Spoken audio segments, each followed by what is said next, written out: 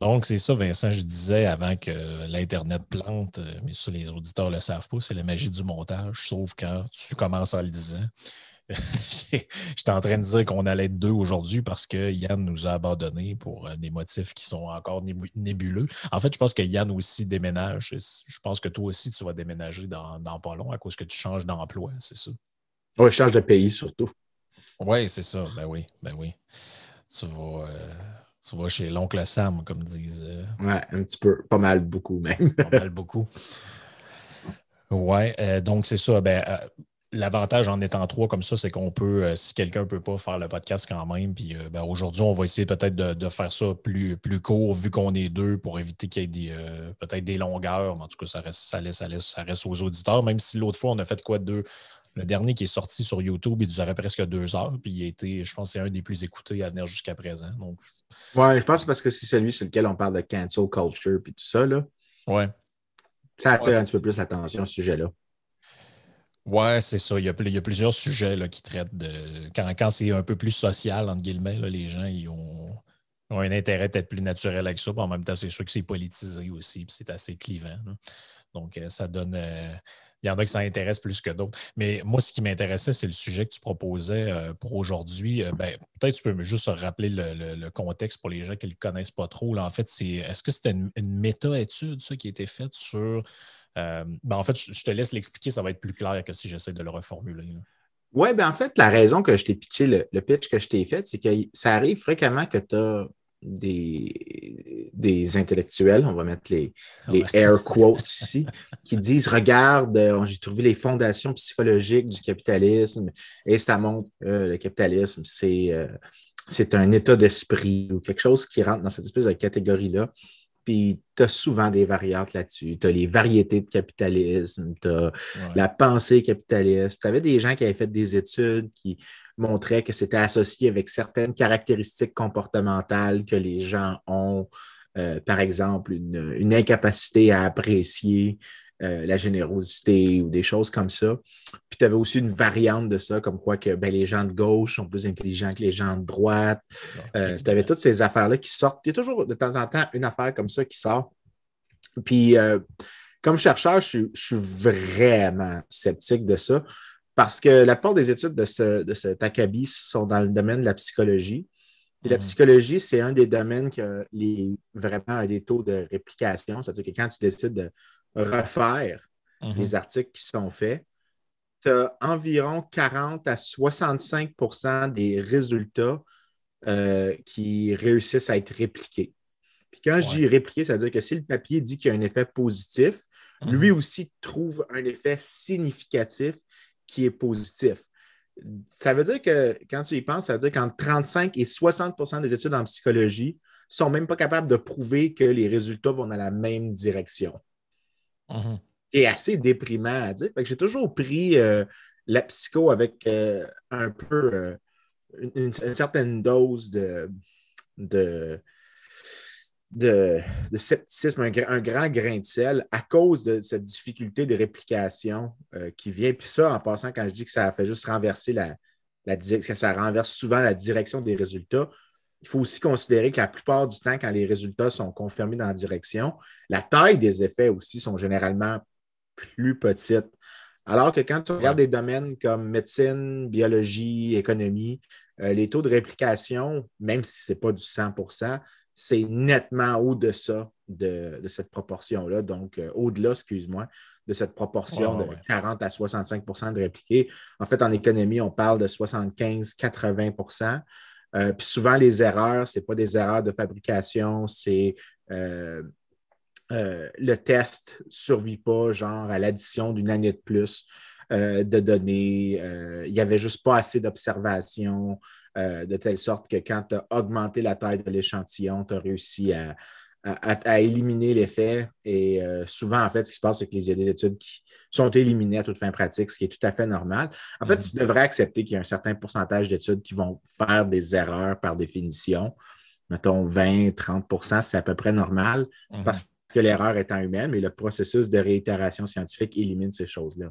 Mais en psycho, le fait que c'était aussi élevé m'a toujours rendu particulièrement sceptique. Puis le lien que je t'avais envoyé, pour que maintenant les auditeurs comprennent pourquoi on parle ça, c'est qu'il y a un gars qui a compilé toutes les révisions qui ont été faites à des gros articles scientifiques qui sont souvent cités, qui disaient certaines choses. Puis il y en avait un qui m'avait vraiment marqué, qui fit dans un peu le build-up que je t'avais donné. Ça s'appelait le money priming. Puis money priming, c'est que si tu donnes des images ou des phrases qui sont liées à la monnaie, genre juste à l'argent, là, en gros, tu augmentes la foi dans le capitalisme et dans l'idée que les gens qui sont pauvres méritent leurs conditions. Donc, c'est-à-dire que juste l'exposition, en fait, le nom de l'article, ça s'appelait Mere Exposure to Money Increases Endorsement of Free Market System and Social Inequality. Puis c'est un article qui était quand même assez bien cité, le gars qui a fait ça. Mais finalement, il y a 2 personnes qui ont décidé, puis c'est là que ça arrive. Quand tu le répliques, ça ne tient pas. Ouais. Bien, il y a plusieurs degrés dans cette histoire-là, sans parler de l'étude comme telle ou de ce que le gars a fait, c'est que oui, la psychologie comme telle, il y a des problèmes de réplication au niveau des études, comme tu l'as bien mentionné, puis c'est pas la première fois qu'on aborde ce sujet-là un peu. Là, je pense dans le 2e ou 3e podcast, tu en avais parlé quand on parlait du behavioral, puis de ce genre d'approche-là. Mais il y a un autre problème aussi d'ordre méthodologique, c'est que la psychologie, à la base, c'est une discipline qui étudie l'individu et non pas la société. Et donc, la branche sociale de la psychologie a toujours été, depuis que ça existe, en fait, la plus faible sur le plan théorique. Même si on remonte à des auteurs comme Freud, par exemple, ou Piaget, là, parce qu'avant la psychologie, les gens ne le savent peut-être pas, mais c'était comme une espèce de sous-branche de philosophie, en fait. Là. Donc, depuis que ça s'est constitué comme discipline à part, en fait, ça a toujours été le maillon faible de la psychologie, ça a toujours été d'essayer d'appliquer des critères psychologiques pour des analyses sociales, ce qui donne toujours un peu des résultats un peu grotesques, là, comme par exemple expliquer la montée du nazisme par le nihilisme psychologique ou ce genre de catégories-là un peu étranges qui prennent... Tu utilises tout le temps la formule « toute chose étant égale par ailleurs ». En fait, on dirait qu'en psychologie, c'est toujours toute chose n'ayant pas été pris en considération. C'est-à-dire que on part toujours de critères psychologiques qui ont peut-être une pertinence au niveau de l'individu, mais que quand tu appliques ça à la société ou disons à des groupes dans la société, ça a plus ou moins de pertinence. Pourquoi? Ben parce qu'il n'y a pas contrairement à ce que pense Carl Gustav Jung, ce genre d'auteur-là, il n'y a pas d'inconscient collectif, il n'y a pas de psychologie collectif. L'individu a une psyché, a une psychologie. La collectivité, je veux dire, c'est un peu comme une fiction, ça. Il n'y a pas de cerveau global, il n'y a pas de... Non, en effet. Il n'y a pas de. Donc, les critères psychologiques, je veux dire, tu ne peux pas appliquer le complexe d'Oedipe à une société. Là. Donc, ça peut peut-être être fonctionnel pour l'individu, encore que ça reste à débattre selon l'approche qu'on a. Mais quand tu lis Freud, tu te dis, OK, l'interprétation des rêves, je ne sais pas, moi, justement, le complexe d'Oedipe, ce genre de choses-là, tu te dis, bon, ben, pour l'individu, le rapport triangulaire entre la mère, le père, l'enfant, tu te dis, il peut y avoir une certaine logique là-dedans, encore que, il faut que ça se soumette quand même je veux dire, un peu d'expérimentation pour voir si dans le concret, ce genre de théorie-là tient la route. Mais quand tu commences à essayer d'expliquer comme il fait un peu dans Totem et Tabou et dans d'autres livres, les mentalités sur une longue période en utilisant des critères psychologiques, c'est là où, à mon avis, ça devient très faible, puis ça devient un peu justement ridicule. On le voit, là, les tentatives d'explication par la psychologie de « Ah ouais, ben Napoléon, il a fait ce qu'il a fait parce qu'il avait le complexe du petit homme » ou je sais, moi, je trouve ça très, très, très, très faible. Très faible. Ça peut avoir peut-être un certain degré d'explication. Mais à mon avis, expliquer la Deuxième Guerre mondiale par la psychologie d'Hitler ou par je sais pas moi, le complexe d'infériorité de Mussolini ou je ne sais pas quoi, à mon avis, ça a peut-être une pertinence sur le plan très, très individuel, mais dans la psychologie sociale comme telle, ce n'est pas vraiment une science, en tout cas, ou une discipline, appelons ça de même pour être plus exact. Ce n'est pas une discipline, moi, qui me convainc vraiment. À chaque fois que je lis des trucs de psychologie sociale, je trouve que c'est très, très réducteur, que ça amène souvent juste un aspect de la réalité. Ben oui, peut-être qu'Hitler, c'est un psychopathe si on étudie ses traits de personnalité, mais ça reste que c'est pas n'importe quel psychopathe qui finit chancelier du Reich. Là, je veux dire... Écoute, je pense qu'il y a quelque chose que toi et moi, on parle depuis tantôt, puis il faudrait clarifier pour les auditeurs. psychologie, comme vous voyez un clinicien qui vous consulte sur des problèmes, ou psychiatrie, c'est différent de psychologie sociale. Psychologie sociale, c'est un sous-domaine de psycho Exact. qui essaie d'expliquer des phénomènes de masse. Et il y a quand même une certaine origine à ça, qui est l'idée qu'il y a des psychologies de foule, donc des foules ensemble, généralement, sont plus apeurées. Ouais. Ça part pas mal de Gustave Le Bon, là, le français, qui avait écrit un Exactement. livre qui s'appelle La psychologie des foules. Là. Que la personne, en fait, que la foule est aussi intelligente que son membre le plus imbécile, Mhm. qui est pas un concept tout à fait ridicule, parce qu'il y a un effet de pair. Donc, quand tu es proche de quelqu'un qui Mhm. t'observe, tu veux être bien vu par le groupe. Il y a effectivement il y a des phénomènes qui sont partagés en groupe. Donc, c'est pas faux. Fait qu'il y a quelque chose que j'ai vraiment bien aimé. Vraiment, pour les auditeurs, on va clarifier une chose. Il existe trois trucs différents. Donc, la psychiatrie, la psychologie clinique, donc où est-ce que tu rencontres quelqu'un et tu discutes pour des problèmes, soit psychiatriques, soit psychologiques, détresse, dysphorie, peu importe c'est quoi, et tu as cette conversation-là. Ces deux domaines-là sont distincts de psychologie sociale. Psychologie sociale, c'est l'idée qu'en groupe, il existe des phénomènes qui sont partagés. Et ça fait du sens parce que c'est pas vrai qu'il y a zéro rôle pour ça. En groupe, effectivement, il y a la psychologie d'une foule. Il y a l'idiome de la sagesse des foules. Donc, des fois, parfois, les foules peuvent avoir un peu de sagesse en soi. Et juste l'idée que, tu sais, des fois, on se laisse influencer par qui nous observe autour. Si c'est dans une foule Mhm. de personnes, il y a des bonnes chances que tu te sentes observé, donc que tu vas céder plus facilement à des pressions, que tu vas participer à un lynchage, même si toi, tu n'es pas super fan. Donc, ça existe. C'est pas faux de dire Ouais, ouais, ça, ouais. mais le problème de la psychologie sociale, puis ça, c'est quelque chose que tu as dit que j'ai vraiment aimé, c'est que ça assigne souvent un rôle incroyable au groupe. Donc, c'est pas que le groupe n'a pas de rôle, c'est que ça surestime Mhm. le poids relatif du groupe relativement à l'individu. Puis les groupes peuvent casser beaucoup plus facilement qu'on réalise empiriquement quand des individus font défection, quand ils décident de quitter. Et il y a beaucoup plus d'influence pour l'agence humaine là-dedans, ce qui m'a toujours rendu très sceptique des papiers en psychologie sociale qui essaient d'expliquer des très grandes choses. Pas des Mhm. phénomènes circonscrits comme par exemple, pourquoi est-ce que des foules seraient plus susceptibles de lyncher une personne ou de lancer des pierres à une autre personne ou de dégénérer en violence. Ce qui Mhm. fait du sens à essayer d'expliquer, mais de passer d'un phénomène de groupe, disons, à un truc comme expliquer le capitalisme, un concept largement mal décrit par tout le monde, Ouais. qui n'est jamais de manière satisfaisante décrit. En fait, généralement, quand quelqu'un dit le mot capitaliste, 9 fois sur 10, je pense que la personne vient de montrer qu'elle ne sait pas de quoi elle parle. Parce que Ouais, mais c'est un concept. C'est un souvent, concept que. c'est mélangé un peu avec n'importe quoi. Là. Puis les gens, le Ouais, trois quarts du temps, quand les gens parlent de capitalisme, ce qu'ils veulent dire, c'est libéralisme ou c'est souvent un peu n'importe quoi. néolibéralisme. Ouais, c'est ça. C'est un mot pour Ouais, torcher quelqu'un. C'est pas ouais, fait ouais. pour. C'est pas un concept analytique. Donc, moi, Non, c'est j'attribue ça. un très faible rôle à ça. En fait, je pense que quand tu utilises le terme puis que tu le dis d'une manière péjorative, j'ai l'impression que tu essaies un peu de dénigrer quelqu'un. Puis si tu l'utilises de manière positive pour te glorifier, ben, tu es probablement en train de troller celui qui essaie de t'insulter. Donc, je Exact. ne vois pas un rôle, un concept avec le mot qui est très pertinent. Donc, quand quelqu'un dit je fais une étude pour expliquer la psychologie sociale du capitalisme, je suis là, non, I'm out. C'est très peu susceptible que tu dis quelque chose de pertinent. Fait que la branche psychologie sociale, je dirais que je suis sceptique pour ça.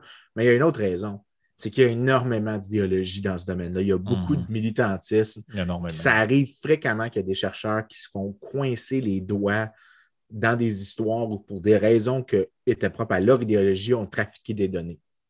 Ouais. Ben, bien en plus, c'est juste pour mettre les choses claires pour les gens, le but là-dedans, c'est pas d'être anti-psychologie ou quoi que ce soit. Non, En fait, l'idée, c'est plutôt que certaines disciplines ou certaines sciences ont un rayon d'action ou disons une pertinence pour certaines choses, puis pour d'autres choses, ils n'ont pas vraiment de pertinence.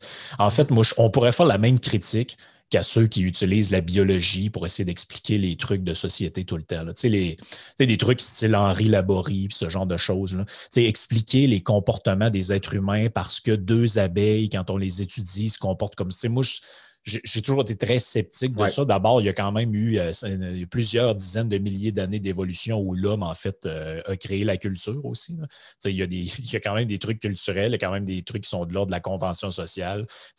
Puis encore là, je ne veux pas tomber dans l'autre extrême où on dit que la nature n'existe pas puis que tout est social. C'est pas ça non plus le but. Mais c'est que moi, je pense que oui, la biologie explique une partie de nos comportements. Mais tu sais, moi, j'ai déjà lu des trucs où mais dans le fond, tu sais, l'amour puis tout, ça existe comme plus ou moins. En fait, c'est que tu vois dans l'autre un partenaire qui t'est complémentaire d'un point de vue génétique. Puis tu es comme ouais, moi, ce genre d'analyse-là, tu sais, surbiologisante, où tout n'est comme. En fait, l'être humain n'a aucun libre arbitre, on n'a aucune volonté, on n'a aucune liberté, on est comme esclave de notre biologie.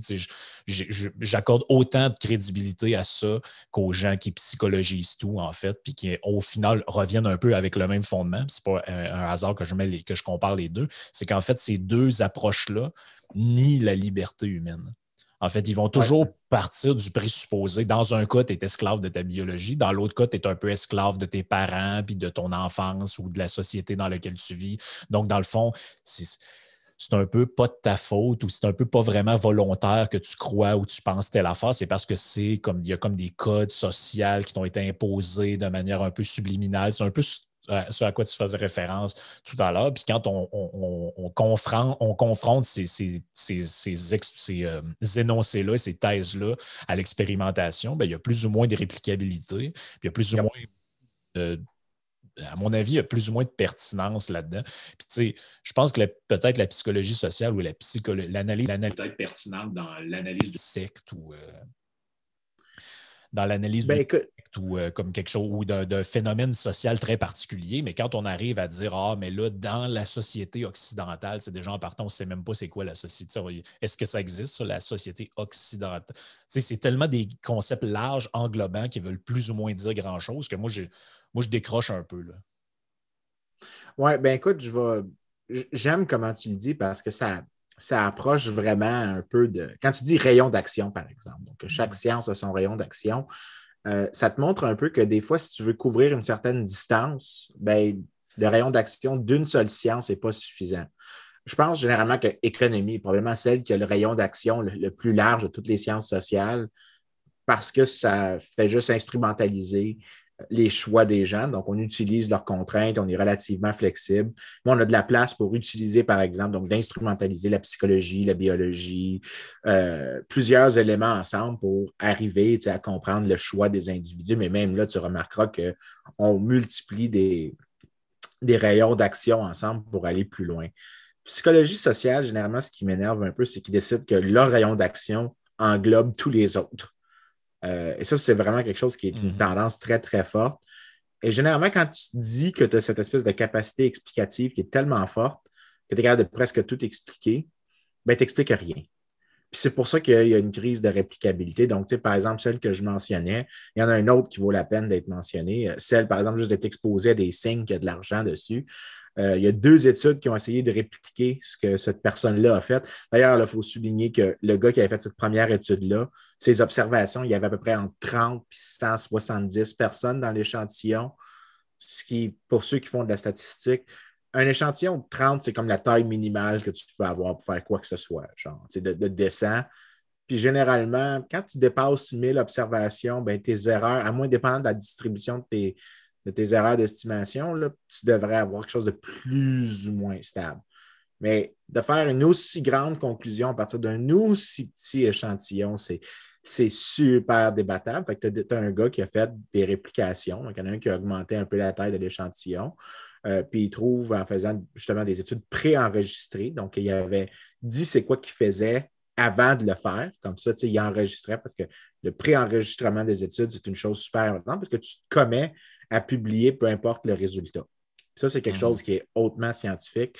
Comme ça, tu ne caches pas des résultats que tu n'as pas aimés. Puis ça, c'est quelque chose qui a été découvert en psycho. Probablement que si on pouvait tenir compte de ça, des résultats qui sont désavantageux puis qui sont juste mis dans le tiroir après des expériences, ben, tu aurais probablement des taux de réplication encore plus bas parce qu'il y a plein de choses que les gens ont juste dit ben, ça n'a pas fité avec ce que je voulais à première vue, trop d'efforts pour le compléter, donc je ne veux juste pas le publier. Donc, ça, c'est l'effet, le file drawer effect. Ben, le fait que ce n'était pas répliqué, puis que le gars a enregistré ses pré-études, il a trouvé que pour 47 expériences différentes, il trouvait qu'il y avait zéro effet de l'exposition à des images matérielles du capitalisme, donc tu avais un effet. Ils trouvent pas d'effet du tout de l'image sur tes croyances. Donc, tes croyances ne sont pas aussi faibles que juste l'image en soi. Fait que, tu sais, c'est pas exactement super fort. C'est même très faible. Il y en avait un autre qui était super connu. Là, il n'y a personne qui va savoir c'est qui, mais le gars, c'était euh, j'oublie le prénom, mais Stapel, qui était un prof de psychologie sociale aux Pays-Bas. Il avait publié plusieurs études qui étaient assez étranges, mais il y en avait une qui donnait aux gens, là, j'oublie les détails on the top of my head, mais qui donnait aux gens des M&M dans des contenants et que le type de contenant choisi avait une sorte de corrélation avec les croyances idéologiques. Cette étude-là avait montré un peu que les gens qui se disent capitalistes ont un plus haut niveau d'avarice. 3-4 ans plus tard, après cette étude-là, qui était hyper citée, qui était souvent mentionnée dans les médias, puis tout, on a découvert, parce qu'il y a des gens qui ont essayé de répliquer son truc, ils arrivaient à aucunement un résultat aussi fort que lui. Puis à un moment donné, parce que tu dois dévoiler tes données initiales, tu dois les préserver.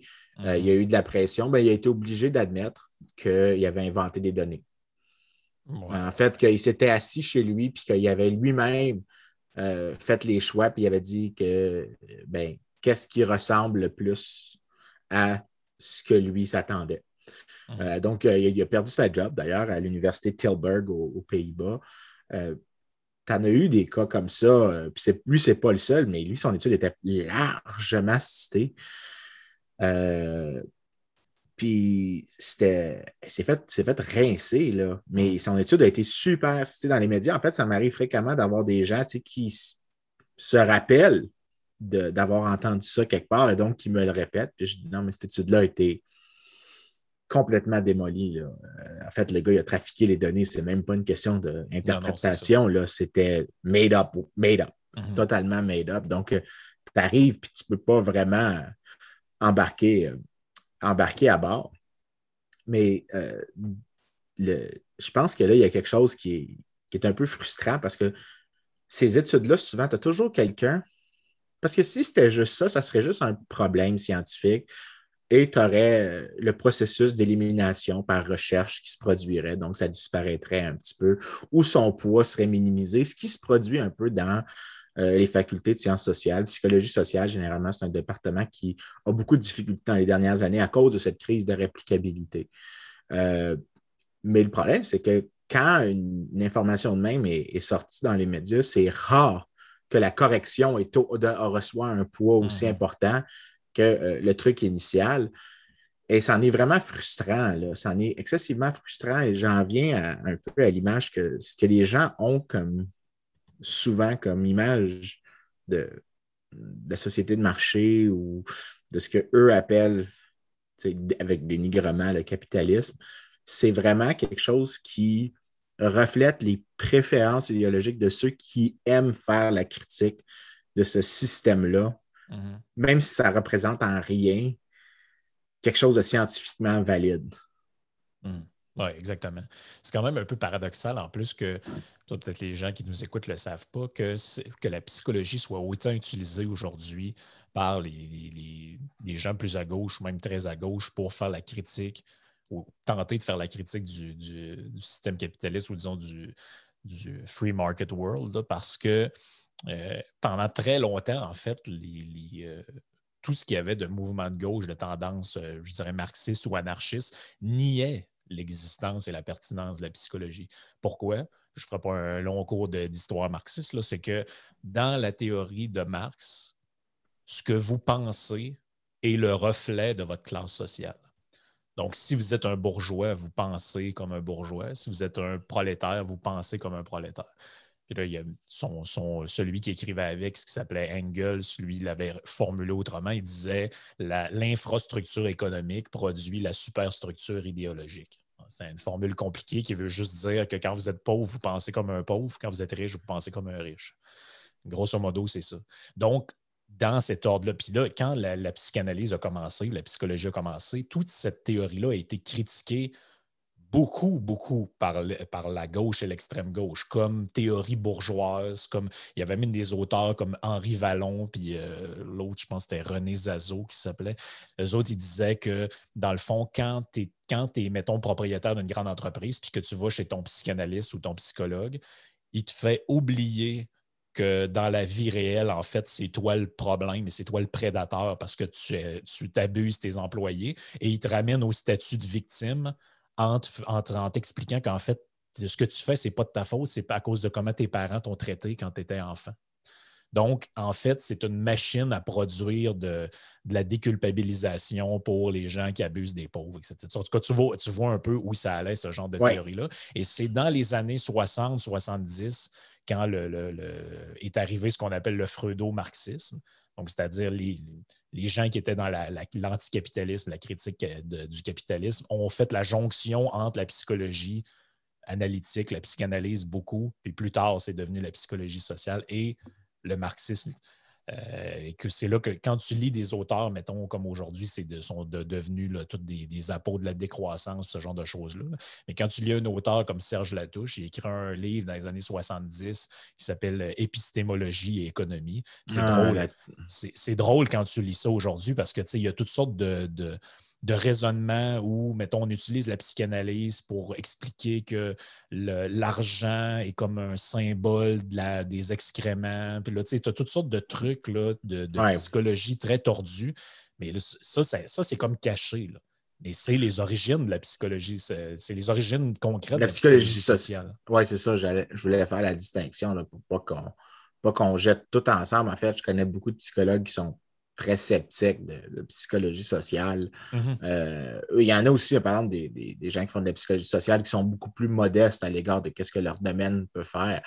Un bon exemple de ça, c'est peut-être Jordan Peterson qui est au milieu entre les deux, donc il fait un peu de psychologie sociale, mais il fait vraiment, en fait, je ne suis pas d'accord avec lui tout le temps, mais il est nettement au-dessus des standards que je suis habitué en termes de psychosocial. Mais je pense que dans ce que tu dis, il y a quelque chose qui revient, c'est que souvent, ceux qui participent à la conversation essayent de réinterpréter le monde à travers leurs préférences à eux. Comment est-ce qu'eux voient l'univers. Donc, ils vont essayer de prendre un monde avec multiples dimensions, puis ils vont essayer de le comprimer dans un univers plus petit qui est lisible pour eux. Alors qu'en réalité, la manière dont chaque personne conçoit l'univers est assez large en termes de dimensions qui sont importantes pour lui, puis le poids de chacune des dimensions est nettement différent. Donc, pour moi, le poids familial de ma vie est probablement une importance plus grande que pour certaines personnes. Donc, par exemple, ceux qui sont célibataires, probablement mettent pas autant d'importance sur la vie en famille que ceux qui sont volontaires, puis que volontairement, donc, ils ne veulent pas être avec d'autres personnes, qu'ils aiment ça être tout seuls, ils ne veulent pas avoir d'enfants, bien, ils ont mis un poids différent sur une dimension de leur vie. Donc, ils vont faire des choix différents à cause d'une série de préférences, étant donné les coûts qu'ils ont à faire face au quotidien, ils font des choix particuliers.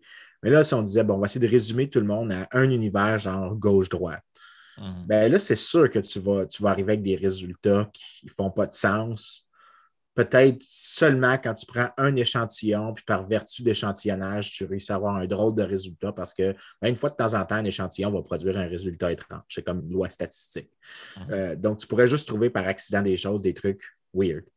Mais généralement, quand tu tends à essayer d'augmenter le nombre de dimensions que tu considères, tu réalises que souvent les études qui essaient de faire de la psychologie vont arriver à des résultats complètement différents. Dès que tu augmentes même minimalement le nombre de dimensions, le meilleur exemple, c'est, on en parlait au début, ceux qui disent que la gauche est plus intelligente que la droite, ou ceux qui aiment ça dire que la droite est plus intelligente que la gauche.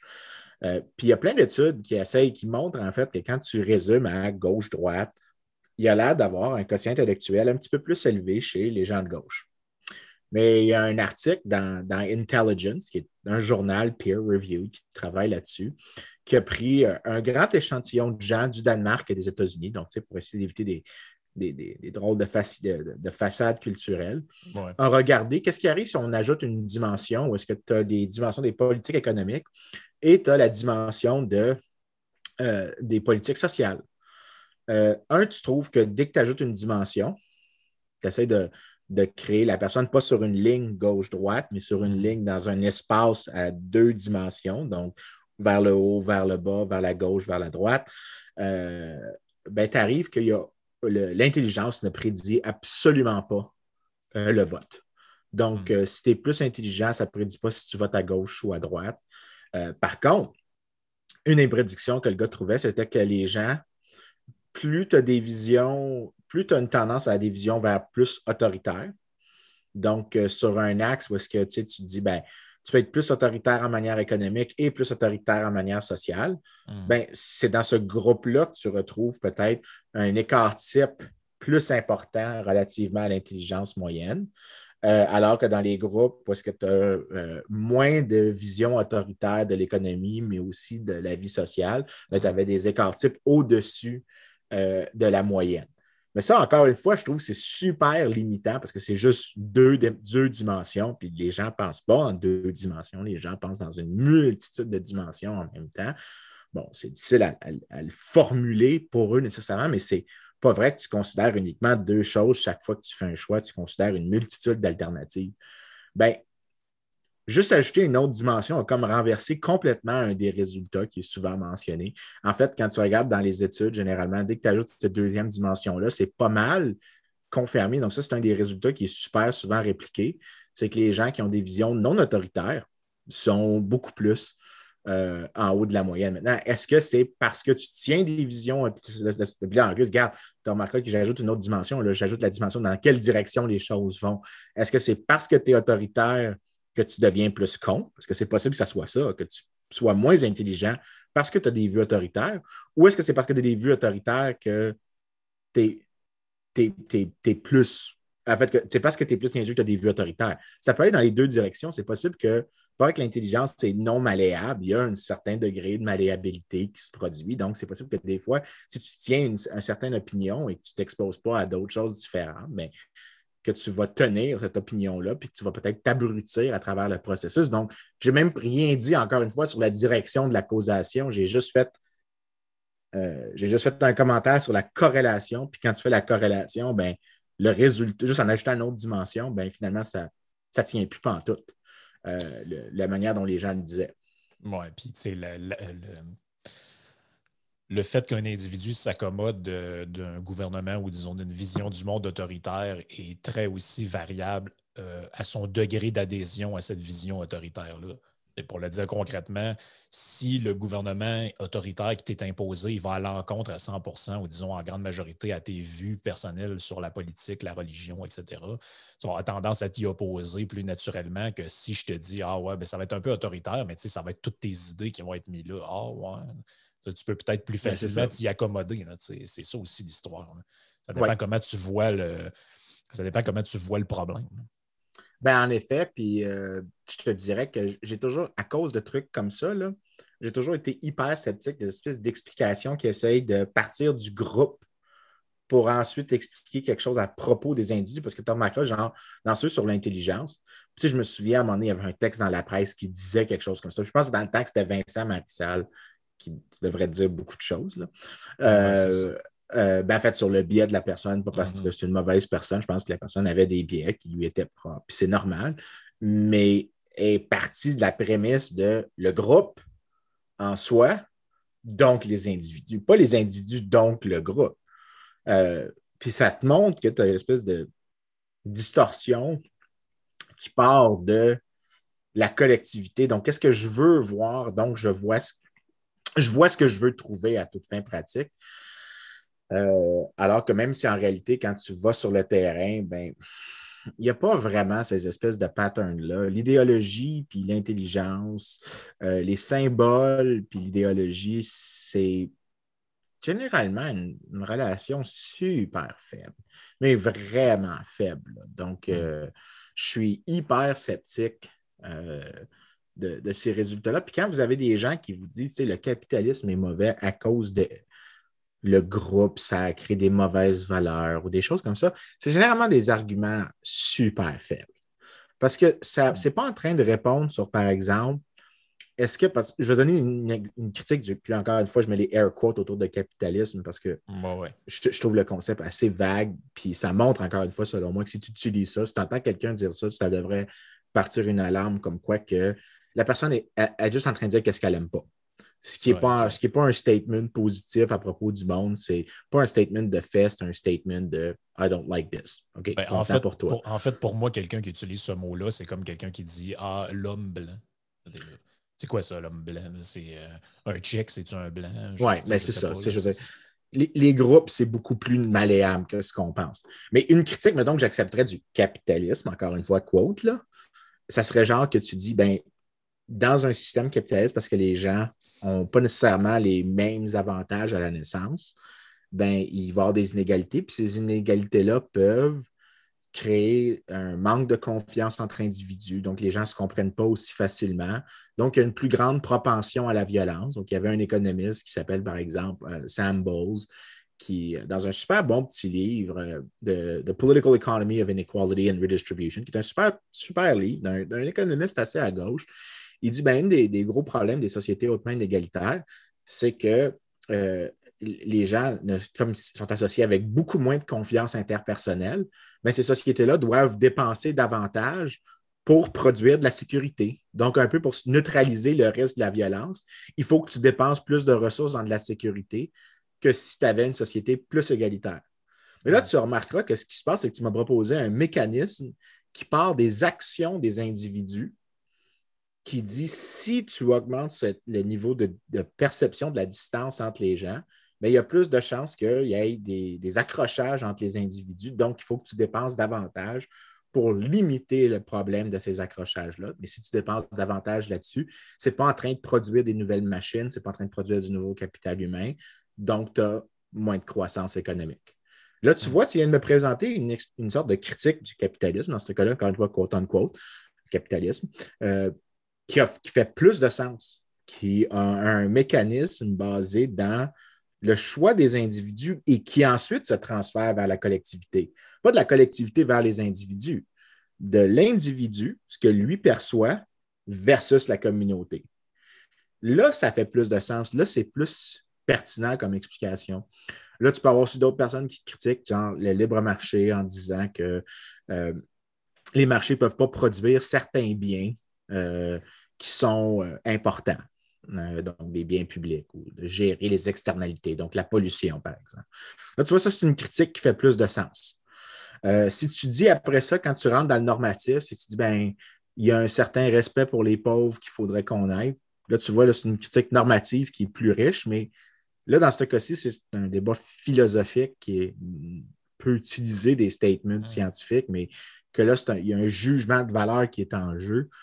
Mais c'est pas ça que la psychologie sociale fait. La psychologie sociale, souvent, essaie de, de dire, ben, scientifiquement, on trouve ça. C'est pas un débat philosophique. Donc, dans les catégories de critiques les plus faibles du capitalisme, c'est ce genre-là. Psychologie sociale, c'est vraiment les plus faibles.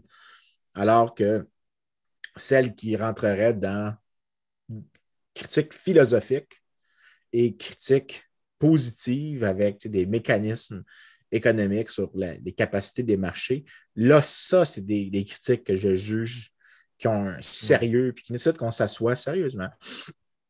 Qu'on critique au niveau engage. des fondements. C'est Oui, plus. c'est ça. Puis c'est une critique de fondement. Puis c'est pas. En fait, non seulement ça, mais c'est généralement c'est que la similarité entre ces deux approches-là, c'est que les deux partent de ce qu'on appelle l'individualisme méthodologique. Là. On en avait parlé, je pense, il y a quelques épisodes ensemble. L'individualisme méthodologique, c'est l'idée que ta seule unité d'analyse, ça commence de l'individu. Tu ne commences jamais du groupe. Oublie le groupe. Le groupe, c'est comme un résultat. Tu commences exclusivement de l'individu, parce que quand tu commences du groupe, tu risques de faire des erreurs. Tu risques de faire des grosses erreurs de raisonnement. Oui, ben c'est comme c'est Aristote qui disait ça dans un de ses livres. Il disait, lui, il utilisait le terme la cité. C'est comme ça qu'on s'exprimait à l'époque, mais disons la société. La société, c'est quoi? C'est l'ensemble des familles. Il utilisait cette technique. Il avait quand même compris, lui, à son époque, que en Tu fait, commences d'une unité plus basse. c'est quoi Athènes, en fait? C'est l'ensemble des familles qui y vivent, c'est l'ensemble des gens qui y vivent. c'est pas quelque chose de supérieur à l'ensemble des parties. Et c'est ça qui est la grosse différence. Parce que quand tu prêtes des intentions comme un peu éternelles ou intangibles à des groupes, puis que tu plaques après ça sur l'individu, là, tu condamnes les gens à, même contre leur gré. Oui, oui, mais c'est que tu ne le sais pas, mais tu fais partie de ce groupe-là, ou que tu le veuilles ou non. On entend ça souvent, là, des fois. Là, même si tu n'en es pas conscient de ça. Tu n'en es pas conscient. Puis ça, en plus, toute la mécanique de psychologie a été quand même très fortement critiquée par un philosophe qui s'appelle Karl Popper, qui disait que quand, en fait, que beaucoup d'assertions en psychologie, notamment en psychologie de l'inconscient, est basée sur des choses que tu ne peux pas falsifier. Des choses que tu ne peux pas falsifier. Donc, pour le dire très simplement pour que les gens comprennent, si je te dis, par exemple, ton problème vient de quelque chose dans ton enfance. Là, tu dis, ben non, mon enfance est correcte. Tu ne peux pas le prouver. Si tu donnes raison à la personne a raison. Et si tu ne lui donnes pas raison, c'est la preuve qu'il a raison parce que tu l'as, par exemple, refoulé. Oui. Donc, ça c'est un mécanisme d'auto-validation qui est typique à peu près de toutes les pseudosciences. Oui, bien écoute, je pense, puis tu as dit le mot on s'est dit ensemble le mot falsifié, mais pour les auditeurs, là, les gens qui pensent que prouver puis falsifier, c'est comme deux facettes de la même chose, fuck non. Fuck non, c'est pas la même chose. Parce que si je te dis, puis c'est ça la nature, puis ça, là, les gens, si vous voulez entendre quelqu'un qui est un vrai scientifique, tu remarqueras que c'est. Puis moi, je refuse de dire le mot prouver. Parce que prouver, c'est quelque chose pour les avocats. Okay? C'est complètement différent. Dans leur processus, eux prouvent. Mais nous, quand on fait des statements sociaux, tout ce que tu peux faire, c'est falsifier. Parce qu'imagine que je te dis, puis là, toi, je sais que tu le sais, mais pour les auditeurs, là, voici l'image. Là. Je te dis, tous les hiboux sont noirs. Comment tu prouves que tous les hiboux sont noirs? Tu vas-tu vraiment aller chercher tous les hiboux de la planète, les mettre dans une cage, puis regarder s'ils sont noirs? Non, tu ne vas pas faire ça. Par contre, tout ce que tu as à faire, c'est en trouver un blanc. Si tu trouves un hibou blanc, mais l'affirmation, tous les hiboux sont noirs, est donc par définition fausse. Là, la pression, c'est la plupart des hiboux sont noirs. OK? Ben, définis plupart. Dis-moi, c'est quoi la proportion? Donc là, on cherche jusqu'à ce qu'on arrive à la proportion que tu mentionnes. Donc là, ce que tu fais, c'est que tu raffines par la négative, donc par la falsification, ton affirmation jusqu'à ce que tu arrives à quelque chose de précis. Donc ça, là, c'est vraiment, tu remarqueras que vraiment des bons scientifiques, ils vont dire, on n'est pas capable de falsifier cette étude-là. Puis en fait, tout le monde un peu accepte parce que c'est un peu comme dire, ben, la preuve que Dieu existe, c'est qu'il n'y a pas d'absence de preuve. Non, ça ne compte pas. C'est pas. Ouais, c'est un raisonnement circulaire. Si ton raisonnement commence à la même place qu'il se termine, la discussion, c'est que par définition, tu n'es pas une personne sérieuse.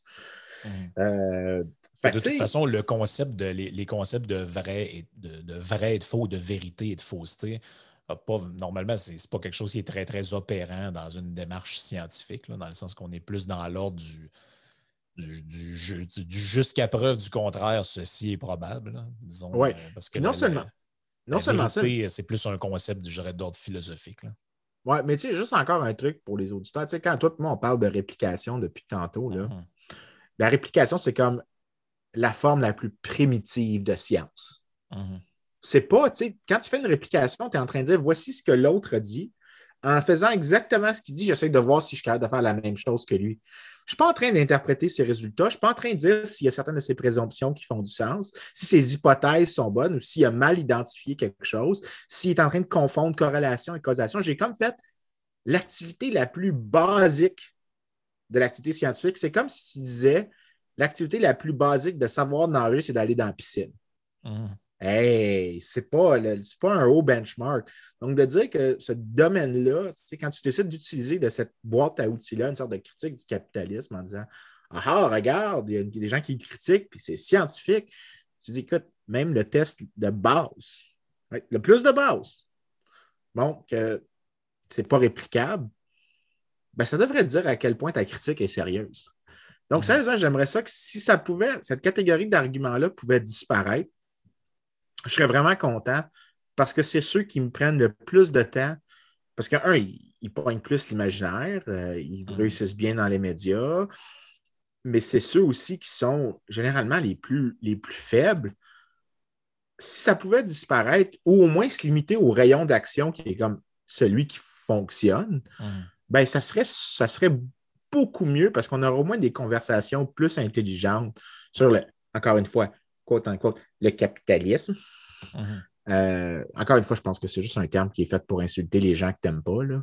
C'est un peu comme quand dans les années 50, tu avais des gens qui disaient communiste. Ben, moi, la personne de gauche qui dit capitaliste aujourd'hui, c'est la même version que Joe McCarthy qui dit communiste dans les années 50. C'est le même niveau de sophistication intellectuelle. Pour moi, c'est le même niveau de sérieux. Non, c'est clair. C'est du même acabit.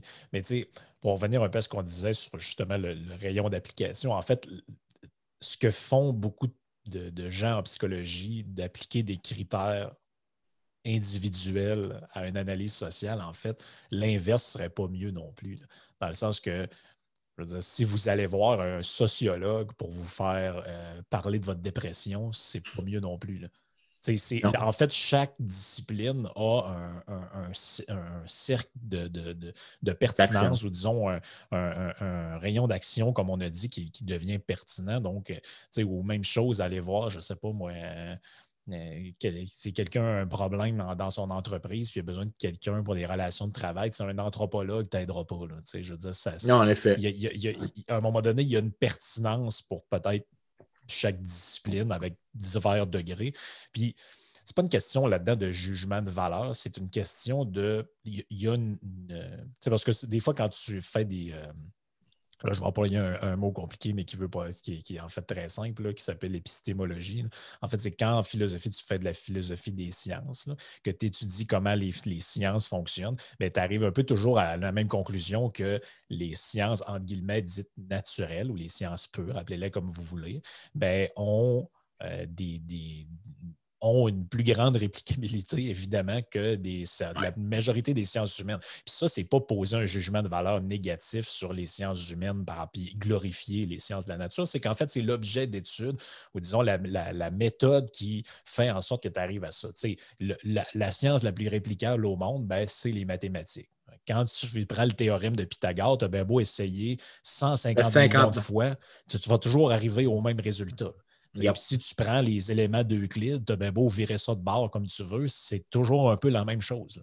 Il y a quelque chose là-dedans qui est de l'ordre, ou en tout cas presque de la vérité. C'est-à-dire que c'est des choses qui sont comme un peu indiscutables. Mais pourquoi? Parce que les mathématiques, c'est quelque chose d'un peu idéal. C'est comme on est dans un instrument de connaissance qui n'a pas de change pas avec le temps, il n'est pas vraiment modifiable pour toutes sortes de raisons. Mais quand on arrive à étudier, je ne sais pas moi, l'intelligence d'une foule, là, on est dans un ordre qui en fait, c'est excessivement complexe. Donc, qu'est-ce que tu entends par foule? Qu'est-ce que tu entends par intelligence? Comment est-ce que tu peux mesurer ça? Est-ce que un ensemble d'individus, c'est la même chose qu'un groupe? C'est excessivement complexe. Donc, c'est normal que plus ce soit complexe comme ça, puis moins ça fasse appel à des instruments techniques ou disons qui ont une valeur de vérité évidente.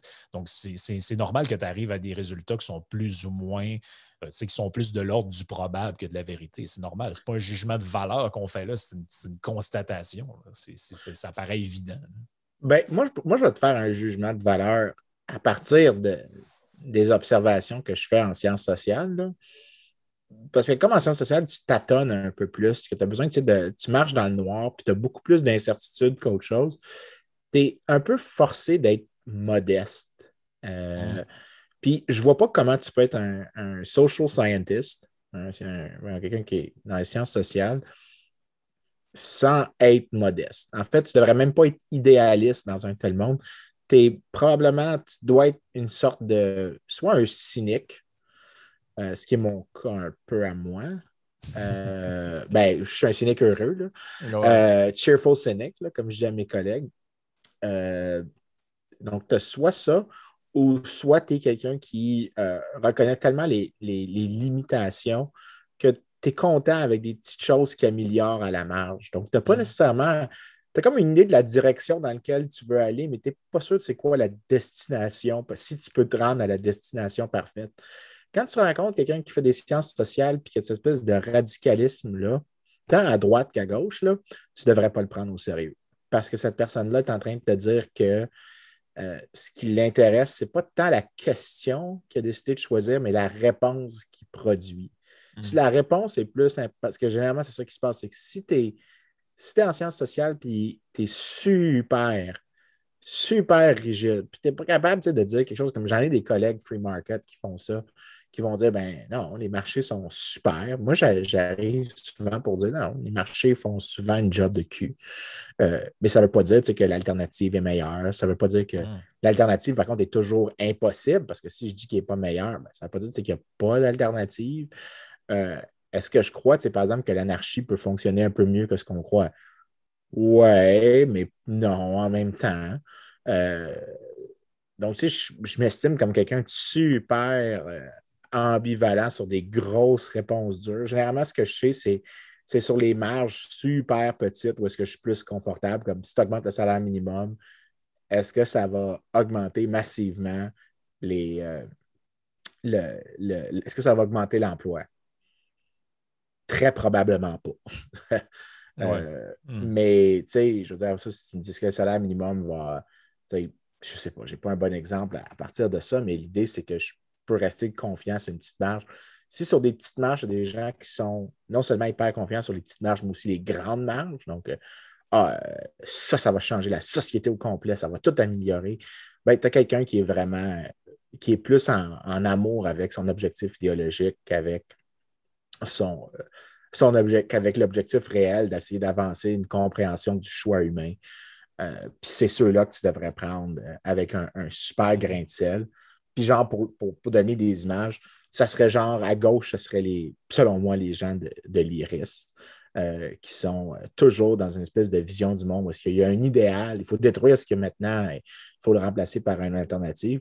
Puis à droite, l'équivalent, c'est ceux qui défendent la thèse du grand remplacement ou l'idée que la demographics is destiny ou des choses comme ça à droite, donc, ou même qu'il y a un déterminisme génétique. Ça, c'est super.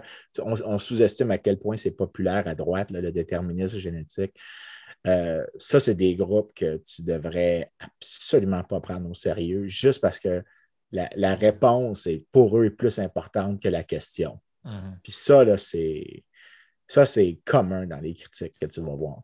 Ben, il y a un livre qui est très intéressant pour ça ne parle pas exactement de ce dont tu dis, mais ça en est un peu une conséquence logique. C'est un livre d'un historien qui était en même temps un physicien qui a écrit un livre qui s'appelle La structure des révolutions scientifiques.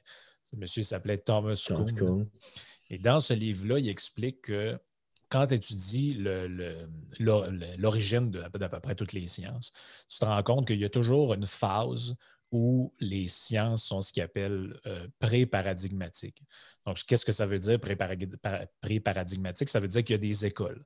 Donc, si tu remontes, mettons, à la Grèce antique, ben là, la physique, mettons, il y avait des écoles. Bon, les aristotéliciens pensaient une affaire, les épicuriens pensaient une autre affaire, les platoniciens pensent à une autre affaire.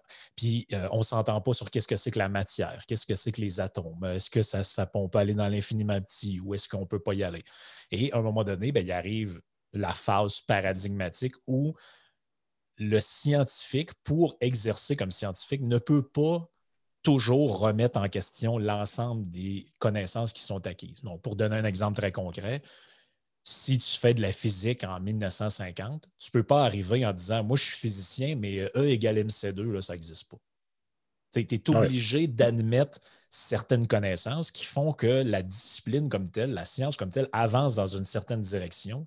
Puis là, ben, éventuellement, on change de paradigme quand le paradigme devient en crise, comme par exemple la physique de Newton, à un moment donné, devient en crise parce qu'ils ne sont plus capables d'expliquer certaines choses. Puis éventuellement, ils ne sont pas capables d'expliquer pourquoi la lumière ne se déplace pas à la même vitesse que. En fait, pourquoi il y a, voyons, je ne suis pas capable de le dire en français, mais pourquoi le time and space gets warped over certain distances depending on gravity. C'est comme si je le connais en anglais, je ne sais pas comment le dire en français. Mais l'idée, c'est que ça, l'idée de la pomme qui tombait, là, tout le monde a entendu l'espèce d'histoire de Newton. La pomme qui tombait, là, c'était révolutionnaire la manière de concevoir à partir de cette idée-là, comment est-ce que la physique fonctionne. Mais le problème, c'est qu'au fur et à mesure que la révolution industrielle se produisait, il y avait des observations qui se faisaient, comme quoi que non, il y a une sorte de non-constance dans le déplacement de la lumière et le temps. On essayait de comprendre la chose, mais le, si j'essaie de bien résumer la physique là-dessus, c'est à cause de la force de la gravité, la lumière va toujours se déplacer, elle, à une vitesse constante, mais le temps que ça lui prend pour se déplacer sur cette distance-là peut varier à cause de la gravité qui est un peu la distorsion. Donc, je ne sais pas si je le résume bien, là. Un physiciste pourra me ridiculiser, mais il n'y a plus personne qui, depuis qu'on a accepté l'idée d'Einstein sur ça, qui va discuter de la chose. Là. Il n'y a plus personne qui accepte l'espèce de pré-base de ça. Exact. Et donc, la conséquence logique de ce que Kuhn raconte un peu, même si lui n'est pas très bavard là-dessus dans son livre, c'est que la majorité des sciences sociales, pour ne pas dire l'entièreté des sciences sociales, sont pré-paradigmatiques pour la plupart. Donc, c'est-à-dire que, très concrètement, si vous allez voir un psychologue, dépendamment de s'il est de l'approche behaviorale, cognitivo-comportementale, psychanalytique, vous allez avoir des interprétations différentes. Complètement différentes des problèmes auxquels vous avez. Alors que mais je vais te faire une défense de certaines sciences sociales. En économie, on en a des paradigmes qui sont vraiment acceptés. Ce que les gens aiment critiquer de l'économie, c'est genre, oh, mais regarde, puis ça, il y en a qui disent ce mot-là, puis ça m'énerve, c'est les néoclassiques. Comme si c'était une insulte, ça ne veut rien dire. Là. Mais l'idée néoclassique, c'est que les gens pensent à la marge. Même l'économiste le plus à gauche au monde accepte ça. En fait, je te dirais que si tu prends un cours d'économie jusqu'à à peu près la fin du bac, tu peux prendre tout ça et être super à gauche. Puis tu peux prendre tout ça et être super à droite. Parce que la seule différence que tu vas avoir, c'est sur le poids empirique ou la pertinence d'une des présomptions méthodologiques, l'importance d'une certaine présomption méthodologique, donc à quel point il y a des asymétries d'information. Est-ce que les asymétries d'information, c'est vraiment un gros coup? Donc, moi, je sais quelque chose, puis je te le cache. On est tous d'accord, ces économistes, là-dessus, que si moi, je sais quelque chose, puis que je peux te le cacher, puis faire un profit de te le cacher, donc te vendre genre un char de merde, puis je le sais que c'est un char de merde, puis tu ne peux rien faire après, ben toi, tu vas dire qu'il y a une faille du marché. Puis on va tous être d'accord pour dire que si c'est le cas, il y a une faille de marché, il n'y a personne qui s'ostine sur cette base-là. Ce qu'on va débattre, c'est est-ce que vraiment c'est un problème qui se pose? Est-ce que généralement, tu sais, l'hypothèse que tu n'as pas recours après, que ça ne compte pas? Non, généralement, les gens ont recours. Mais il y a aussi des mécanismes qui éliminent le mauvais comportement, etc., etc. Donc, je dirais que de toutes les sciences sociales, l'économie, puis à un très haut niveau, a justement ces espèces de bases qu'il n'y a personne qui va s'ostiner. Ce qu'on s'ostine, c'est plus des trucs après. Je suis d'accord avec toi. En fait, la raison pour laquelle il n'en parle pas, d'après moi, c'est que, bon, je ne pense pas que Kuhn est un spécialiste d'économie, loin de là, donc il y a un propos quand même très général dans le livre. Mais l'idée, je pense, ça nous ramène un peu, c'est pour ça que j'en parlais, c'est que ça nous ramène à ce que tu avais dit, c'est que sachant ça, sachant, par exemple, qu'en psychologie, il y a plusieurs écoles de pensée dans la science naturelle ou dans les sciences pures, il n'y a pas d'école de pensée à proprement parler. Là. Il y a des gens, ben oui, il y a des gens qui pensent plus certaines affaires ou qui sont plus prépersuadés. Oui, mais il n'y a personne. Tu prends ce qu'on appelle un kinesien en économie, là, ou un néo-institutionnaliste ou un monétariste, puis ce que tu vas voir, c'est des différences vraiment triviales dans l'ensemble du domaine, parce que les deux vont partir du même set d'outils. Ils vont juste dire, par exemple, les gens qui débattent sur l'importance des politiques monétaires, ce qu'ils vont dire, c'est est-ce que les prix sont vraiment si rigides que ça? Le débat, c'est est-ce que si les prix sont rigides, ça veut dire que peut-être que la Banque centrale devrait imprimer plus d'argent pour garder les prix relativement stables quand il y a une récession. Si les prix ne sont pas rigides, tu n'as pas besoin d'une politique monétaire. Notre débat, c'est est-ce que les prix sont rigides? C'est pas est-ce que. Je pense que dans certaines disciplines comme la psychologie, parce que c'est de ça qu'on parlait aujourd'hui, quand on sait ça, quand on sait qu'on est dans un univers où il y a des écoles de pensée ou disons des approches complètement différentes, il y a même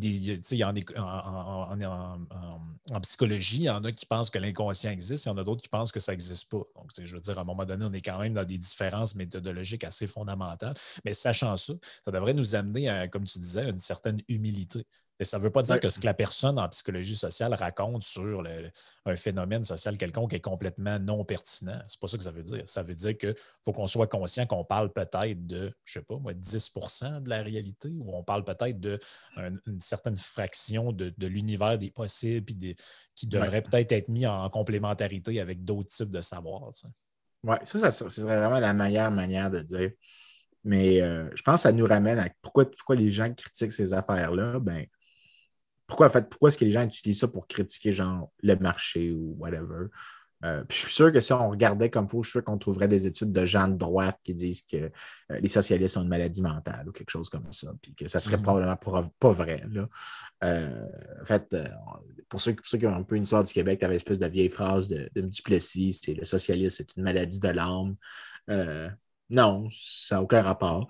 C'est sûr que c'est drôle d'entendre dans la voix de Duplessis un peu le socialisme, c'est une maladie de l'âme, avec le vieil accent québécois des années 40-50, mais je suis sûr que je ne vois pas de relation entre ça et des caractéristiques morales des individus.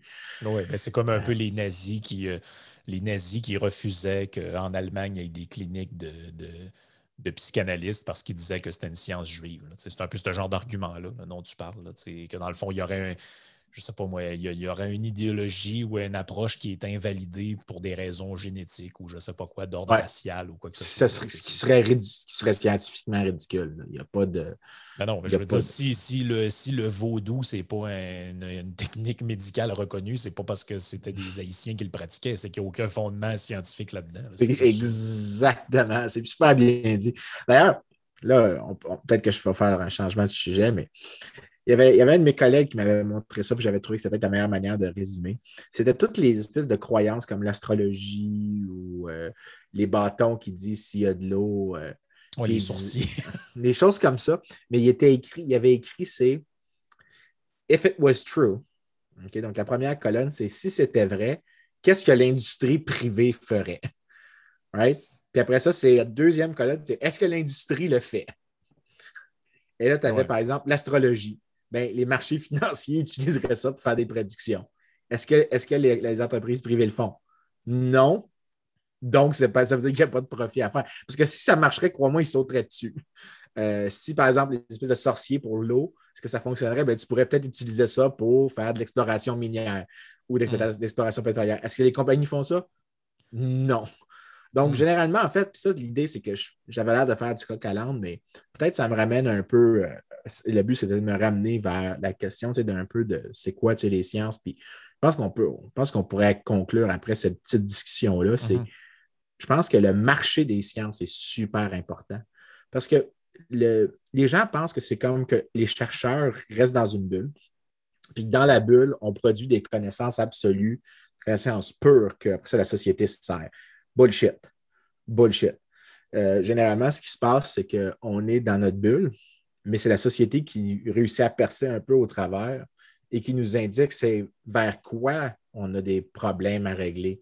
Donc, ce n'est pas comme si on avait découvert les lois de la thermodynamique, puis après ça, la machine à vapeur. On a découvert la machine à vapeur et les lois de la thermodynamique. Des problèmes qu'on a observés nous ont dit que peut-être la recherche sur ça, c'est pertinent parce que c'est ce puzzle-là qu'on n'est pas capable de solutionner. Pas dire qu'après ça, il n'y a pas quelqu'un qui découvre une autre utilité de ma découverte, mais le fait que je décide de dépasser du temps et des ressources sur telle activité scientifique, c'est parce que la société m'a informé par des mécanismes de prix, par de la recherche en entreprise, peu importe c'est quoi, qu'il y a une profitabilité à allouer des ressources à cette finalité-là. Donc, quand les gens disent un peu, puis ça me ramènerait un peu aussi à ma critique des psychologies sociales, c'est que si tu en viens à avoir un marché de la recherche scientifique, ce qui va être pertinent, ça va être déterminé par le profit des chercheurs à toute fin pratique. Mais le profit peut être distorsionné par des règles politiques parce que si, mettons, tu en viens à donner des subventions, disons, à certains types de recherches ou des récompenses politiques à certains types de résultats, bien là, tu es en train de distorsionner la structure de la science vers ce qui est politiquement favorable et non pas ce qui est nécessairement sociétalement favorable. Puis je pense que ça expliquerait pourquoi psychosocial demeure un domaine super important en dépit de la crise de réplicabilité, que c'est souvent utilisé dans des débats politiques. par des journalistes qui aiment ça. Par exemple, il y avait Jane Meyer aux États-Unis, qui est une des plus grandes clowns du monde journalistique en termes de substance.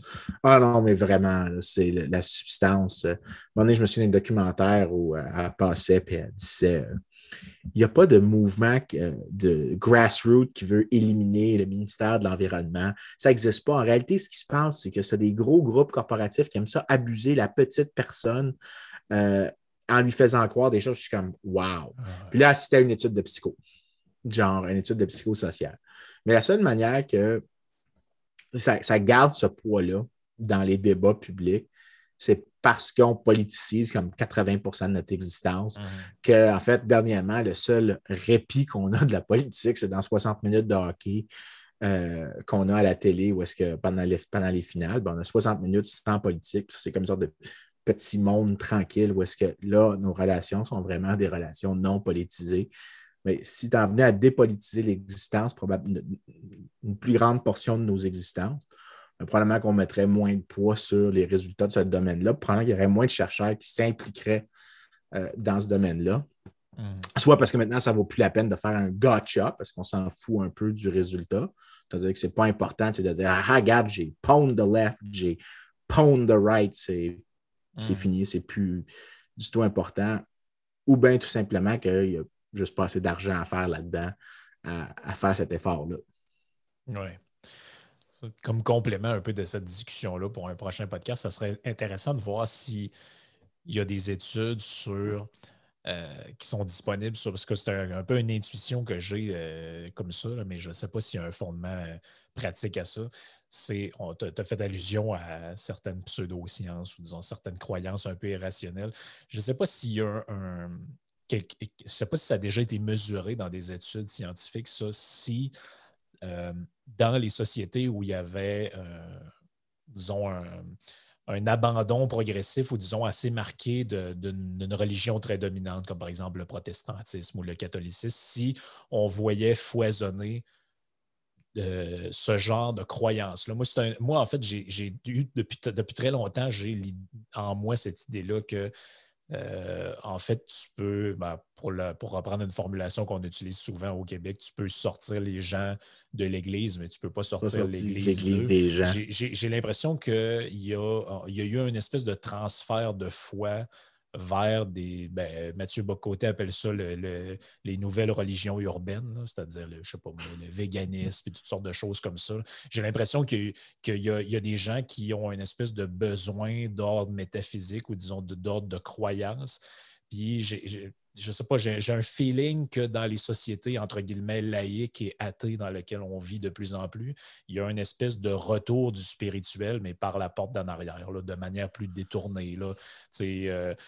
Guérir ses cancers avec des jus des jus de légumes crus, puis ce genre de patente-là. Là. On dirait qu'il y a une grosse mode de pseudo-science, puis de croyances, puis c'est répandu dans beaucoup en fait, beaucoup de gens adhèrent plus ou moins à certaines de ces choses-là. Je ne sais pas si c'est mesurable, ça aussi, il y a quelque chose qui a été fait là-dessus.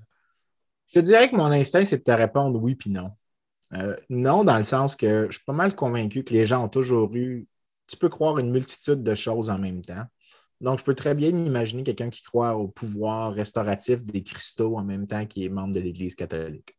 Donc, je ne vois pas ça comme étant deux choses mutuellement exclusives. Non, mais par contre, sauf que aujourd'hui, il y a ce nouveau phénomène-là que celui qui il va regarder le catholique comme étant pratiquement un malade mental, mais lui, il prend des capsules d'extrait de pancréas de crevettes ou je ne sais pas trop quelle connerie. Il y a des bracelets de noisetiers ou j'en connais des gens de même. Là, que quelqu'un qui va à l'église, c'est un abruti, mais lui, il s'énergise en faisant des trucs détox ou je ne sais pas quoi. Là.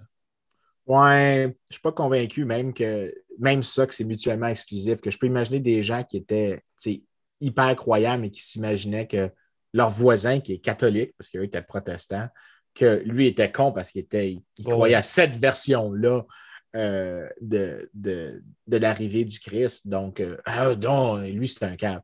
Donc, je suis sûr puis que les deux pouvaient croire des choses absolument absurdes sur l'astrologie, des choses comme ça. Par contre, je te dirais que le oui, quand je t'ai dit oui puis non, oui, parce que je me rappelle vaguement deux séries de travaux des années 60-70 qui ont commencé sur la religion comme un choix rationnel. Donc, c'est-à-dire que le membership, tu es membre d'un groupe quand tu rejoins une religion. Donc, tu as quand même une sorte d'organisation qui se produit.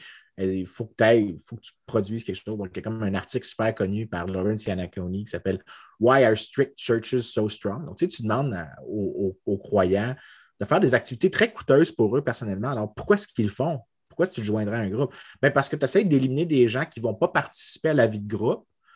Puis parce que la vie de groupe produit, par exemple, de l'assurance quand tu es sur tu as une malchance, donc on va venir t'aider. Si ta maison brûle, on vient t'aider à reconstruire. Si tu as des difficultés financières, on va t'aider avec ton enfant, on va faire X et Y. Donc, mais pour joindre ce groupe-là, il faut que tout le monde participe pour pas que tu aies un free rider. Ben, l'idée d'imposer aux gens une sorte de coût d'entrée qui est tellement important, ben, ça fait en sorte d'éliminer ceux qui sont marginalement moins susceptibles de participer à la vie de groupe. Donc, tu essayes un peu de faire du triage à toute fin pratique. Mais ce gars-là, Lawrence Yanaconi, mais aussi un autre qui s'appelait Rodney Stark, avait vraiment étudié de la perspective du choix rationnel, comment est-ce que les gens font des choix de rejoindre des groupes religieux. Et il expliquait une des choses, qu'il y avait beaucoup de sectes qui émergeaient aux États-Unis dans les années 50, 60, 70 et qu'il ciblait généralement des gens qui n'étaient pas très religieux ou qui avaient quitté la religion parce qu'ils étaient marginalement plus susceptibles de chercher la connexion avec un autre groupe différent. Donc, je te dirais que je serais prête à accepter un peu l'idée qu'on substitue peut-être, on a l'air de substituer, donc un peu dans la logique de Mathieu Bock-Côté quand il dit les trucs des religions urbaines. Je suis sûr que si je peux l'expliquer dans un choix rationnel, donc tu dis tu as quitté un groupe, ce groupe-là n'existe plus pour toi, mais tu cherches un autre groupe, donc un groupe avec des gens avec qui tu peux interagir. Là, tu te joins à ça, mais tu remarqueras que la grosse différence, puis c'est ça généralement en fait qui me diverge avec M. Bock-Côté, que j'admire quand même beaucoup pour son intellect. J'avais toujours une petite tension avec lui dans le passé, mais avec le temps, j'ai gagné une grande appréciation de sa profondeur. Et j'ai réalisé que la seule différence entre moi et lui, c'est vraiment le rôle de l'individu dans la collectivité, où est-ce que lui met peut-être pas plus de la perspective holiste. Donc, tu pars du groupe vers l'individu. Alors que moi, je pars tout le temps de l'individu, puis c'est non négociable. Mais l'idée que tu cherches un groupe auquel tu veux avoir un sentiment d'appartenance, mais que tu veux participer, tu veux des interactions, qui est le propre de l'activité humaine, bien, dans ce cas-là, je peux expliquer peut-être pourquoi tu as substitué une affaire par un autre. Mais je ne mettrais pas l'emphase sur le fait qu'on essayait de faire un truc culturel. Je pense que c'est plus un accident de quel groupe, quel type de croyances sont les plus cheap à produire, puis permettre d'avoir des groupes relativement stables, étant donné l'environnement dans lequel les gens évoluent. Donc, ça serait peut-être la manière dont je le dirais qui serait différente. C'est pour ça que quand je te disais non, c'était ce que je voulais dire, mais oui, dans le sens. Si tu peux l'expliquer dans une analyse de choix rationnel, OK, d'accord. Mais, en même temps, on terminera là-dessus. Il y a un côté qui est un peu étrange là-dedans parce que aujourd'hui, mettons, tu peux être libre de t'associer à n'importe quel type de groupe, puis il n'est pas obligé d'avoir d'irrationalité ou, disons, de spiritualité là-dedans. Quelqu'un peut appartenir à, je sais pas moi, un cercle de gamers ou à toutes sortes d'un club d'échecs ou je ne sais pas quoi, mais le côté spirituel ou le côté un peu qui donne un sens à la vie, là, c'est quand même très, très populaire, même dans une société où les gens ne vont plus vraiment à l'église puis ils se définissent comme étant non-croyants. Mais quand tu as juste à demander à n'importe quel libraire, il va te le dire. C'est pas pour rien qu'ils mettent les trucs de psychopop, là, le bouillon de poulet pour l'âme, puis je ne sais plus trop quelle niaiserie, dans les devantures de librairie. C'est que c'est les livres de très loin les plus vendus, à part peut-être exception les livres de cuisine. Donc, devenir la personne que tu as toujours voulu être ou, je ne sais pas moi, le bonheur expliqué à ma grand-mère, ce genre de truc-là qui, à toute fin pratique, est toujours un peu une forme de psychopop à borderline religieuse. Là. Souvent, quand tu lis entre les branches, on n'est jamais trop loin du livre Le Secret. Là. Mais je veux dire, il y a énormément de gens qui se sentent attirés par ça. Là. Puis ça dénote quelque chose. Là. Ça dénote qu'il y a un genre d'attirance, je dirais pas, je ne sais pas si on pourrait dire naturel, mais il y a un genre d'attirance vers les trucs spirituels, là, que les gens soient associés à une religion ou pas. Ouais, ben je ferais juste je ne sais pas comment répondre à ça intelligemment. Je dirais que la chose que j'ai toujours un malaise, par contre, c'est le mot irrationalité. Parce que la manière dont les gens définissent irrationalité, c'est comme si tu disais les gens font des erreurs, donc ils étaient caves, donc irrationnels. Mhm. Puis, j'accepte pas cette définition-là d'irrationalité. Pour irrationnel, ça veut dire que, premièrement, la définition permet aux gens de faire des erreurs.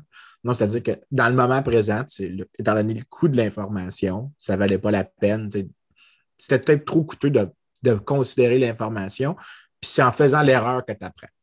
Donc, tu peux avoir un processus réitératif où tu apprends par l'erreur. Donc, d'une part, c'est Mhm. ma manière de voir le monde permet l'erreur, mais aussi, ça permet des erreurs qui persistent s'ils ne sont pas particulièrement coûteuses. Mhm. Donc, tu sais, des gens qui croient des choses stupides. Donc, stupide, c'est pas vrai, je ne devrais pas dire stupide, c'est pas correct. Ben, disons Fausse. fausse, là. Fausse. Objectivement fausse. Fausse. Ben, je pense que les cristaux réjuvénateurs. Tabarnak, ça n'a pas été facile, Ben, celle-là. c'est parce qu'il y en a tellement d'exemples, là, l'homéopathie, la voyance, tout Ouais, ce que peu tu veux. importe. Toutes ces Ben, choses-là, je veux dire, il n'y a quand même aucun fondement scientifique à ça, là. c'est ça. Ben, je veux pas. Mais l'affaire, c'est que je ne veux pas dire stupide parce que ça implique un jugement de valeur. Puis comme économiste, je ne suis jamais fan de faire des gros jugements de valeur. Mhm. Fait que je vais arrêter d'utiliser le mot stupide, je vais dire comme faux. Je pense que c'est plus approprié de dire ça que c'est pas vrai, ça ne tient pas. Mais c'est quoi le coût exactement? Je veux dire, si la personne décide de consommer, disons, les services d'un astrologue pour savoir c'est quoi sa destinée demain, je comprends que techniquement, elle gaspille de l'argent, mais c'est pas vrai que l'effet placebo n'a aucune valeur. Non, non, exact. Fait que c'est pas. Je te dirais que si le coût pour la personne est tellement petit relativement au bénéfice d'une sorte de satisfaction, d'un sentiment de contrôle, est-ce que c'est nocif? De ma perspective, moi, je ne dépenserais pas là-dessus. Mais si Mhm. cette personne-là veut le faire, cette personne-là a sûrement des jugements sur ce que moi je fais, puis c'est tout à fait normal. Elle ne voudrait pas dépenser sur X ou Y. Par exemple, les gens Mhm. diraient peut-être que je passe trop de temps à faire des jeux vidéo, puis ils ont peut-être probablement raison. Je pourrais être en train d'écrire plus d'articles au lieu de gamer à Battlefront. Mais l'idée ici, c'est que la personne fait un choix. Puis des fois, puis en fait, il y a un économiste qui s'appelle Brian Kaplan qui transmet un peu le principe que je t'avais de dire en parlant d'irrationalité rationnelle. Donc, il prend la définition que les gens ont d'irrationalité, mais il dit que ça, c'est rationnel, en fait. Ouais. Parce que si tu as le coût Un peu d'une ce que croyance. Miguel dit aussi, là. Ouais, exactement. Mais si, mettons, Jean-Luc Miguet, pour ceux qui connaissent, qui est Ouais. vraiment, selon moi, un des plus grands économistes québécois qui est sous-apprécié. Euh, si j'ai aucun coût, disons quand je vais voter, de croire des choses fausses quand je vote, ou de voter sur des prémices qui sont erronées, ben c'est quoi mon coût exactement? J'ai une croyance qui me fait du bien, qui met un Mhm. ordre dans mon univers, mais je ne paye pas le coût de cette croyance-là. Elle n'a aucun effet sur moi parce qu'à la marge, quand je vote, ça ne change absolument rien. Mhm. Mais si, mettons, un jour, le coût de cette croyance-là augmenterait, est-ce que je la changerais? Oui. Ouais, Ouais. probablement. Fait que, généralement, Ouais, qu'en fait, ouais. quand tu fais réaliser aux gens le coût, puis ça, c'est le meilleur exemple de ça, je pense qu'on pourrait peut-être conclure là-dessus. Mhm. Il y a mon étude préférée de tous les temps. Bruce Greenwood avait un article qui testait la réponse de gens hyper militants, démocrates et républicains aux États-Unis, sur des questions de fait, sur le chômage et l'inflation. Mhm. Et sans offre de paiement, les gens répondaient ce que tu t'attends un peu selon les lignes de parti. Que les démocrates répondaient que sous Reagan, le chômage était très élevé, que l'inflation était super élevée et qu'ils augmentaient. Mhm. Les républicains disaient que sous Bill Clinton, c'était atroce. Mais Greenwood, ce qu'il fait, c'est qu'il dit on a répété l'expérience avec les mêmes personnes. Je ne suis pas sûr que c'était un autre groupe, mais il offrait un paiement Mhm. pour une opinion différente. Et là, l'arrivée du paiement fait en sorte que les gens disent exactement ce qu'ils savent être vrai. Ou qui sont peut-être ou qui limitent en fait l'importance qu'ils donnent Mhm. à leur appréciation des faits. Donc, tu as comme un changement d'opinion. Mais là, ce que je viens de te dire, c'est que la personne, quand tu lui mets un coût, parce que tu Ouais. sacrifies, disons, le 20 qui t'est donné, Mhm. tu es là, peut-être.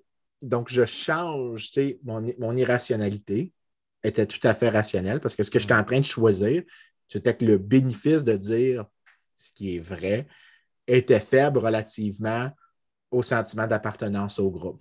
Mais pour 20 alors qu'aucun membre du groupe m'observe, ben écoute, 20 vaut plus que le revenu psychique que j'obtiens de me sentir membre du groupe. Ouais. Puis ça, c'est une preuve par falsification en passant, parce que ce que j'ai fait, c'est que j'ai changé un contexte. Puis si vraiment, mettons, les gens étaient parfaitement immuables dans leurs croyances, ce que j'aurais dû voir, c'est que peu importe le montant que je donne, ils ne devraient pas changer leurs opinions. Mais si en changeant une condition d'expérience, les gens changent leur opinion, bien, ça veut dire que ma falsification est valide. C'est-à-dire que j'ai falsifié celle que les gens sont vraiment immuables. Fait que, tu sais, je te dirais que je ne mets pas. C'est une des affaires qui me fait dire que les explications d'irrationalité, c'est. Ouais. À creuser, je pense. Fait que, on se reparle la semaine prochaine, tout le monde, puis probablement qu'Yann va être là cette fois-là. Ouais, je pense qu'on a été trop philo parce que Yann n'était pas là. Yann nous aurait remis. Ouais, c'est ça. Yann nous aurait ramené. Fait qu'on va excuser nos auditeurs de notre comportement.